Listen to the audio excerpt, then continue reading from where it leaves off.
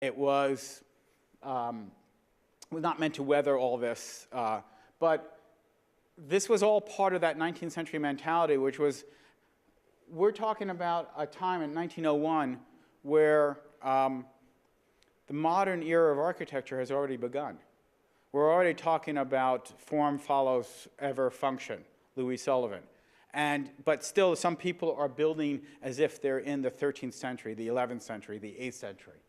Why is that? Well, I think it's because it's fun. It's fun to pretend you're a knight in a castle, right? We've seen this in supermarkets and churches. We've seen the little girl with her mom. She might be about 6 or 7, and the mom looks tired because she's lost the argument. And the little girl is dressed up as a princess because she has found out that she's having this argument, why can't I dress up like a princess every day? You know, I got this costume, I got this little ballerina costume. Why do I have to wear these boring dungaree clothes or whatever it is you want me to dress as? I want to dress up like a princess every day. And I think these castles are sort of the adult equivalent of, why can't I live in a castle? I know we never had to worry about wars going on. These were not defensive, but it's fun. So let's just do it because it's fun. So I think that's the very definition of what a romantic building is or a romantic style is all about. So what's the future? Well, we've built a lot of McMansions, a lot of very large homes. You know, some of these things are 11,000, 12,000 square feet. I don't mean to offend anyone if you built it. God bless you if you can do that. But there's going to be a point where, you know, I grew up in a house with 5 brothers and sisters. So there were 8 of us sharing a bathroom. It's like the first few years. And we had it good. My parents had built this house.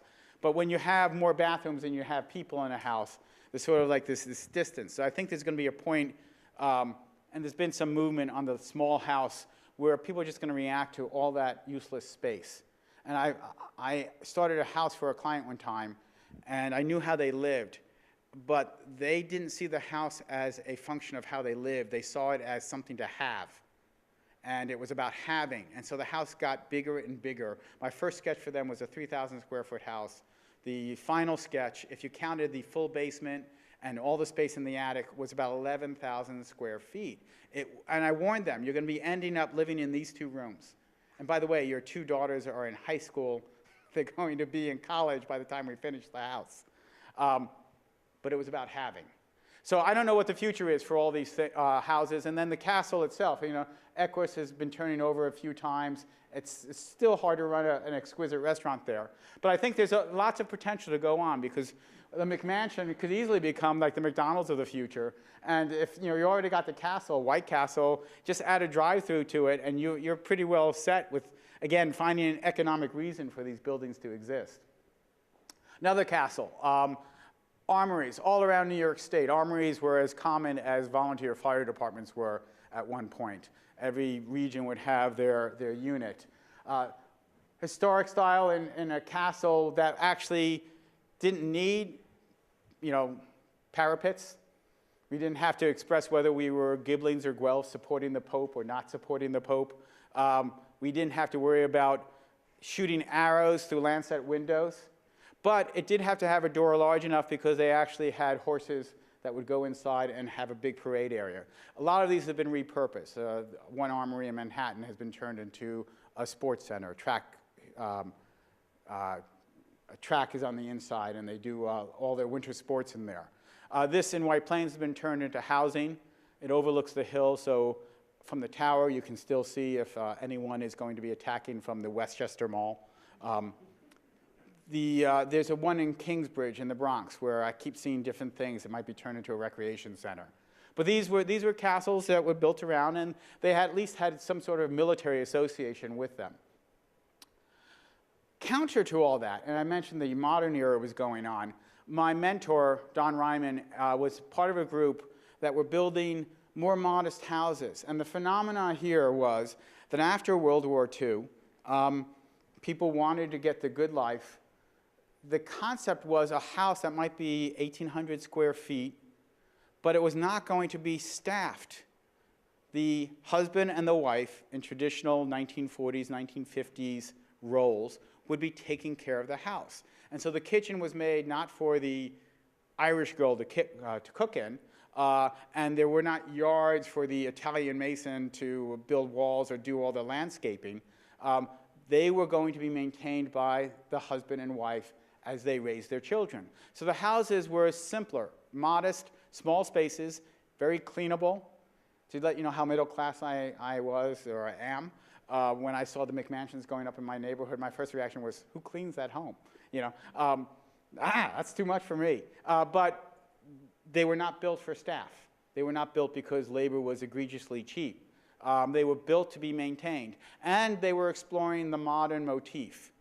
Modernism, I do another whole talk on the whole equation of philosophy. Modernism was purposely avoiding history. So in the same way that modernist philosophy, starting with René Descartes, I think, therefore I am, strip it all of any sort of revelation, any sort of history, and start with that which is knowable. So modernism was all about reason, and with the technology in glass, there was no reason to treat your windows as if they were Gothic pointed arches in a church, or needed to be tall and slender so that you could shoot arrows through them and not be hit by arrows. And they even got away from the double-hung window. The double-hung window was great 16th, 18th century technology for a passive home. But by the time we got to this point where energy was cheap, you didn't need that kind of technology. You could have entire walls that were glass. So it was really about changing how things were done. So these were a couple of the homes that they did. Simple, boxy, even though put as much pitch in the roof as you needed just to drain the water off, and then the space between that and the wall that gave you privacy was a chance for glass. There was another little effort done just down the road from here by this guy named Frank Lloyd Wright. You might have heard of him. Usonia. Same concept, a little organized. A number of people creating this community wanted to do things differently. And they invited Frank Lloyd Wright to do their master plan. Very famously, he came along and took the site and just drew a lot of circles on it. The idea that the circles don't intermesh completely with the other spaces, so that there was always some ambiguity as to where your land was and where the neighbor's land was. The idea there was to promote a sense of community. Frank did actually 3 of the homes. And while the geometry is modern, what I find interesting and different from, let's say, the houses my mentor did, where they were going white and they were going bare wood and glass, Frank's homes, in one sense, looked very Tudor to me. Stone, brick, raw wood. And so I think that earthiness that we like about Tudor, let's pull mud off the ground and stick it on our home, and let's cut down this tree and let the wood express itself, I think that material and that palette really makes a difference in his homes. This is one of the homes that there's no 90-degree angle. Everything's either 60 or 120. Another of his homes. He did 3 of them. He had students who did a number of them. Roland Risley over here was one of the original clients. He and his wife built that first home that I showed you. Roland literally wrote the book on Usonia. It's available in the bookstore that's right in Pleasantville. So this is a tour of architects, getting our tour of Usonia from Roland, who met the master, right? So this is like pilgrimage for us. Occasionally, Roland has come to my talks when I was over in Pleasantville, and he always has something else to add about Frank Lloyd Wright, because I'll say something that he'll find offensive. Frank had a reputation, and Roland addressed that. He said while he liked his wife, he never ran off with his wife. So that was good. We were happy for that. So Frank Lloyd Wright. Now, Frank Lloyd Wright, a lot of people associate with modern architecture. That's inaccurate. He was an arts and crafts movement, which was finding a American vernacular for that sort of detail that influenced Roman architecture. Roman architecture was based on nature and natural proportions. And the arts and crafts movement was looking for new ways of interpreting that looking towards nature. So whereas the Romans and the Greeks would have used acanthus leaves as a decorative item on a Corinthian column, Frank Lloyd Wright would use the wheat stalk or the corn stalk as American plants that would influence his architecture. He is not the inventor of modern architecture. He eventually had a modern phase much later with Falling Water. But when he started, it was arts and crafts. The person who really is accredited with starting modern architecture in the United States is Louis Sullivan, who came up with the phrase, form forever follows function. So I sort of liken it to, in the world of, if you could liken this to rock and roll. Frank Lloyd Wright is the Elvis of architecture. He was very good, but he didn't start it. And Louis Sullivan was the Chuck Berry of architecture. He actually got it going, but Frank got a lot more famous. So if you're ever going to start a style of architecture, just a little hint, if you want it to last and be embraced by people, please don't call it brutalism. This is a Paul Rudolph, 1967, for those of you from Canada, Montreal, Moshe Safdie's habitat, built for the '67 Olympics, very much the same style. This is about the rawness and the flexibility of concrete and concrete block. Every chance to undulate the floor levels and express that self-perpetuating structure was done. It's a phenomenal piece of architecture. It is entirely unlivable for our modern sensibilities. It is in danger of being knocked down because they're not sure what they can do with it. And the problem is simple as most of my work is rehabilitating older buildings. Every 40 years, while the structure might be great on a building, the guts have to be replaced. Electrical, plumbing, HVAC. And when everything is poured concrete, there's no place to pull your wires through. You can't rip off the plaster on wood lathe, run your wires, run your pipes, and put up sheetrock.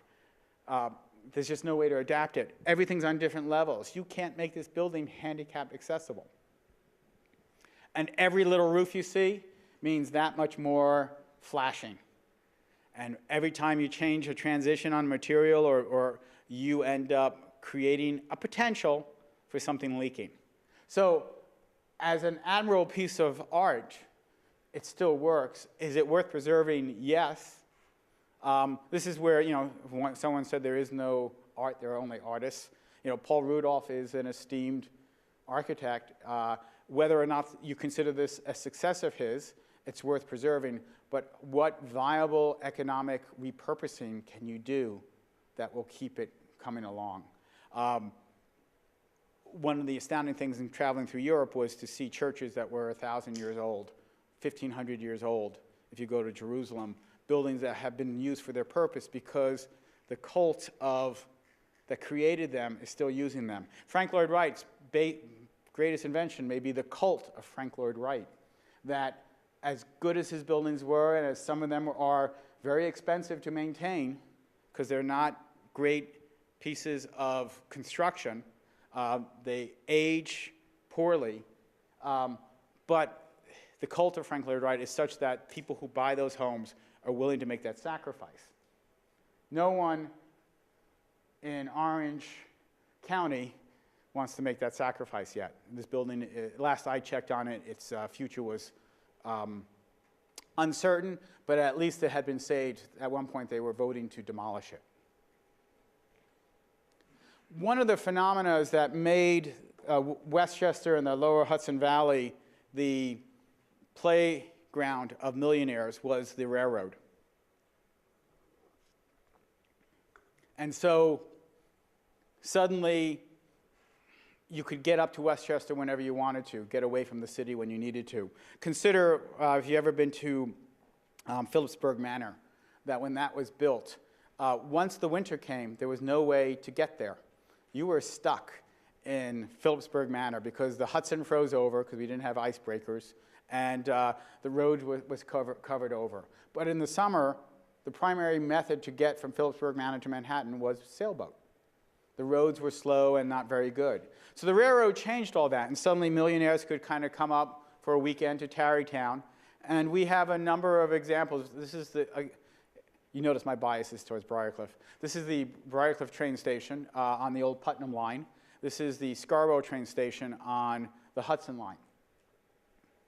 And there was a certain look about them. They were sort of, you know you're a great architect when they actually turn your name into an adjective. So there's H.H. Richardson was fond of these heavy, ponderous in a good way, heavy timber buildings that really have the kind of these low, squat proportions. So they were very much inspired by that kind of expressive architecture.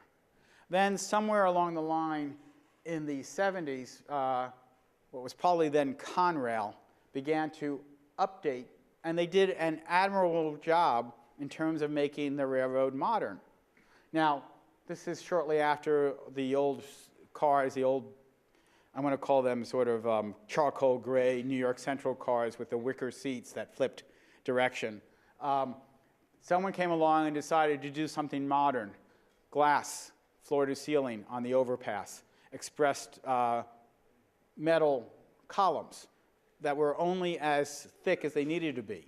One of the things about structure is that since steel is stronger than wood, steel doesn't have to be as large, and so therefore your columns can get thinner. That was one of the things that modernism was trying to do. This looks stark and bare, and if you told the original designers of that, it looks stark and bare, they might actually say thank you. But it may be a bad public relations move. It looks kind of cheap to us, at least today. So there was a time somewhere in the 80s where they, you know, and the reason this is such a bad picture is I can't find any examples left. But they were sort of upgrading it to concrete structure and then using black iron, black steel, and better detailing on the glass. So they were sort of upgrading it with this kind of continuous band that would also mimic the top of the walkway. And you'd have these bands in here. They were doing this a lot, particularly on the Harlem line. And again, I went looking for some of these for this presentation. I can't find them. I can barely find them on the internet. Because now, Metro North is changing. This is the new Briarcliff Scarborough station. And someone along the line has decided that railroads should look like they were built in the early 1900s. And so they have these sort of arched, corbelled steel columns with things that look like rivets. Are you telling me they're actually riveting these things together? I don't think so. I think they're casting them, and they're making it look like these were built. This is a phenomenon known as steampunk. It hasn't been applied to architecture, but if you've ever seen, particularly like movies in the 50s, making H.G. Wells novels into films, they sort of create this big pipe valve machines that can be time machines or whatever that couldn't possibly do what they're supposed to do, but they look like they could, and they look like they could do it in the 19th century. So again, if you got to modernism, there's probably no reason for this steel column to be as large as it is. There's certainly no reason to have this kind of corbelling so that it can bring that load down. You might have to do that in wood. You certainly don't have to do that in steel. And there's certainly no reason to be using rivets today. But someone has decided this is what trains look like. And so you're going to see this all over the place. And where they haven't done it yet, Metro North has gone and painted everything green. This kind of turn-of-the-century copper patina green. A little anomaly in Westchester County was Playland. It was 1928, Frank Darling, Walker, and Gillette. They were different disciplines. So one was like a country club architect. I forget, I think that was Walker and Gillette. Frank Darling had done some fairs and other playgrounds from in Europe. And this was evolving just after the Art Deco movement was coming along. So this was, but this architecture in Playland suddenly spread all along the Jersey Shore. And it became not only the form, that Art Deco form, but also the palette of these kind of creams and greens were part of what we associate with Asbury Park, or other such places. It was sort of an interesting phenomenon that started here in Rye, New York. Now, I'm delved into this, all that. What I really haven't done, we went through the history of Westchester, was I'm using a lot of terms. Maybe I should take a moment and, now that I've introduced you to the topic this far in, about the history of architecture. So if you put up with me for a moment, I'm going to go over the complete history of Western architecture so that when I get into other terms, you'll understand what I'm talking about. So here it is, the complete history of Western architecture. The Egyptians started it, the Greeks perfected it, and everyone has been copying the Greeks ever since, except for the Gothics and the moderns. And that's it. That's the entire history. So in talking about that stress between neoclassical, the Romans copied the Greeks. The Renaissance copied the Romans. The Baroque were sort of making twists on the Renaissance. When you were designing your banks in the United States, when you were designing your Metropolitan Museum, when you wanted instant gravitas, you went Greco-Roman, because that showed people that you were serious and erudite. I mean, and frankly, the Romans were doing the same thing. They were sort of brutal warriors, and as they're conquering the southern peninsula of Italia, destroying and ravaging Greek colonies, they were looking at the architecture and said, hey, this is pretty good stuff, and they adopted Greek culture. They adopted their architecture, they adopted their gods, and in the palaces, in the court of the emperors, Greek was the language of the glitterati. Latin was still the language of the law. The New Testament was written in Greek because that was the language of the intelligentsia. Then came along the Gothics, which is a slur. The term Gothic was given to them by the Italians with the Renaissance, because they associated being Gothic with being a barbarian. And so Vasari, who wrote in the Lives of the Artists, would refer to this as that German style. All very derisive. So you can see where that sort of interplay